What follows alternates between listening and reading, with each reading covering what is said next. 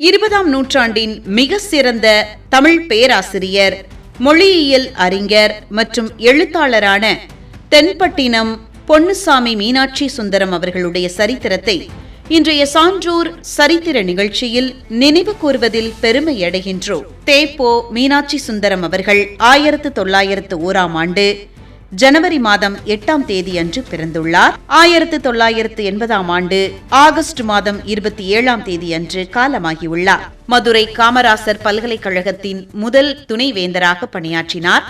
தமிழ் மொழியியல் மற்றும் இலக்கிய வரலாற்றில் இவரது பங்களிப்பு மிகவும் முக்கியமானது.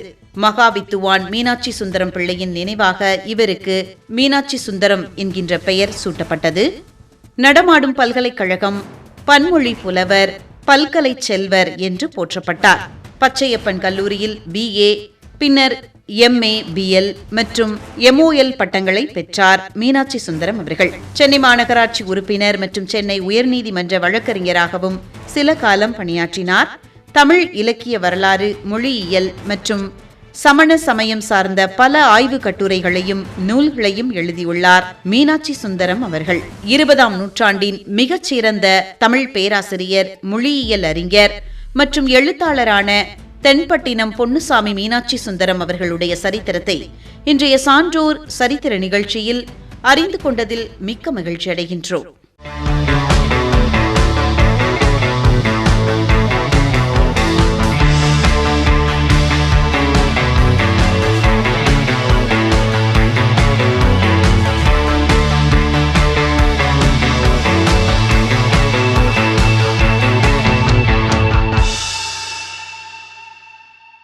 இருபதாம் நூற்றாண்டின் மிக சிறந்த இந்திய தமிழ் எழுத்தாளர், இலக்கிய விமர்சகர் மற்றும் சொற்பொழிவாளரான அரசன்குடி சரவணன் ஞானசம்பந்தன் அவர்களுடைய சரித்திரத்தை இன்றைய சான்றோர் சரித்திர நிகழ்ச்சியில் நினைவு கூர்வதில் பெருமையடைகின்றோம்.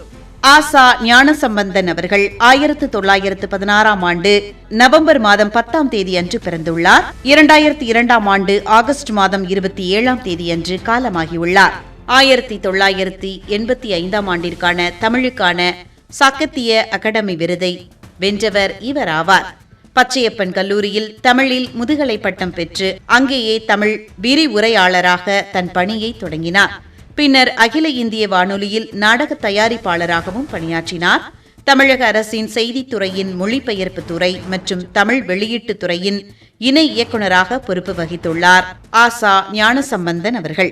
மதுரை காமராசர் பல்கலைக்கழகத்தின் தமிழ் துறையின் தலைவராகவும் பேராசிரியராகவும் சிறப்பான சேவை ஆற்றியுள்ளார். கம்ப ராமாயணம், பெரிய புராணம் போன்றவற்றில் ஆழ்ந்த புலமை பெற்றவர் ஞானசம்பந்தன் அவர்கள். கம்பன் கலை மற்றும் சைவ சித்தாந்தம் குறித்து பல ஆய்வுகளை செய்துள்ளார். ஆசா ஞானசம்பந்தன் அவர்கள் 1985ஆம் ஆண்டு கம்பன் புதிய பார்வை என்ற இலக்கிய விமர்சன நூலுக்காக தமிழுக்கான சாகித்ய அகாடமி விருதை பெற்றார். கம்பராமாயணத்தை ஒரு புதிய கோணத்தில் நவீன இலக்கிய விமர்சன விதிகளுக்கு உட்பட்டு ஆராய்ந்த மிக சிறந்த நூலாகும். பேராசிரியர் ஆசா ஞானசம்பந்தன் அவர்கள் கம்பராமாயணத்தின் மீது கொண்ட ஈடுபாட்டால் கம்பன் புதிய பார்வை நூலை தவிர பல்வேறு தலைப்புகளில் ஆய்வு நூல்களை எழுதியுள்ளார். 1950ஆம் ஆண்டு கம்பன் கலை, 1945ஆம் ஆண்டு ராவணன் மாட்சியும் வீழ்ச்சியும், ராமன் பன்முக நோக்கில், அரசியர் மூவர், தம்பியர் இருவர், கம்பன் நோக்கில் நாடும் மன்னனும், கம்பன் எடுத்த முத்துக்கள், கம்பன் காலை ஆகிய நூல்களையும் எழுதியுள்ளார்.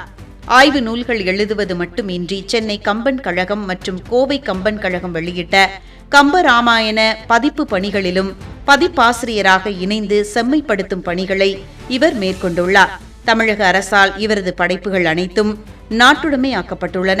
20ஆம் நூற்றாண்டின் மிக சிறந்த இந்திய தமிழ் எழுத்தாளர், இலக்கிய விமர்சகர் மற்றும் சொற்பொழிவாளரான அரசன்குடி சரவணன் ஞானசம்பந்தன் அவர்களுடைய சரித்திரத்தை இன்றைய சான்றோர் சரித்திர நிகழ்ச்சியில் அறிந்து கொண்டதில் மிக்க மகிழ்ச்சி அடைகின்றோம்.